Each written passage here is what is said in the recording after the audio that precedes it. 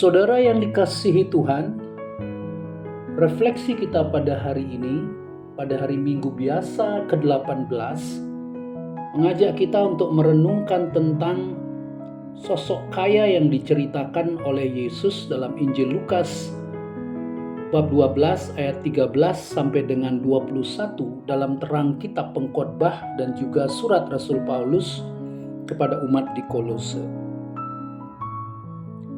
Ia, si kaya itu, berdiri di tengah ladang yang penuh gandum dan berkata dalam hatinya, "Lihatlah hasil jerih payahku.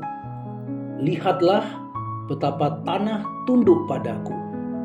Ia tersenyum bukan pada langit, tapi pada rencana perluasan gudang. Ia menggambar garis-garis baru bukan di kitab kehidupan, melainkan di peta kekuasaan pribadinya. Ia bicara kepada jiwanya seperti majikan kepada budak. "Jiwaku, diamlah, kau milikku. Bersenang-senanglah, aku sudah mengatur segalanya."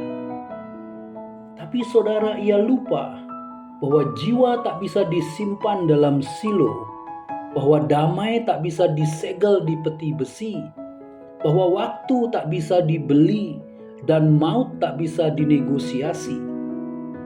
Pengkhotbah telah memperingatkan Hevel Hevelim, segala sesuatu adalah uap. Namun ia membangun seolah-olah ia hidup selamanya. Ia menggenggam gandum seolah-olah itu bisa menebusnya dari kekosongan. Ia tidak jahat, saudara, ia hanya buta. Buta terhadap angin yang lewat tanpa suara, terhadap gema kegelisahan dalam jiwanya, terhadap undangan sunyi dari Allah yang berkata, "Bukan itu yang kuinginkan."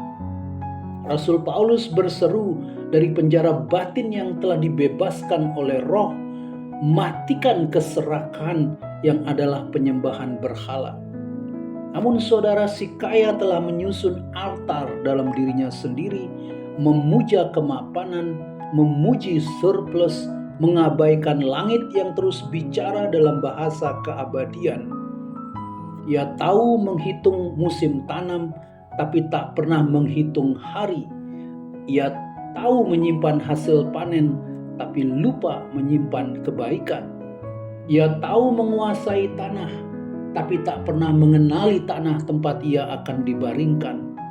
Malam itu saudara, Tuhan memanggilnya bukan dengan petir, tapi dengan kalimat sederhana yang menggoncang bumi.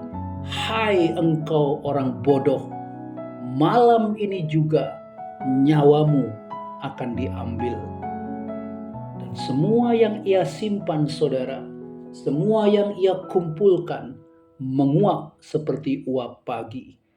Ia membesarkan gudang, tapi mengecilkan jiwa. Ia lupa bahwa hidup bukan soal memiliki, tetapi soal menjadi kaya di hadapan Allah. Saudara, Anda dan saya diundang untuk belajar dari kisah si kaya yang diceritakan Yesus. Apa gunanya kekayaan kalau kita tidak kaya di hadapan Tuhan? Semoga refleksi ini dapat menyentuh hati sanubari kita menuju kepada pertobatan. Tuhan memberkati kita, saudara.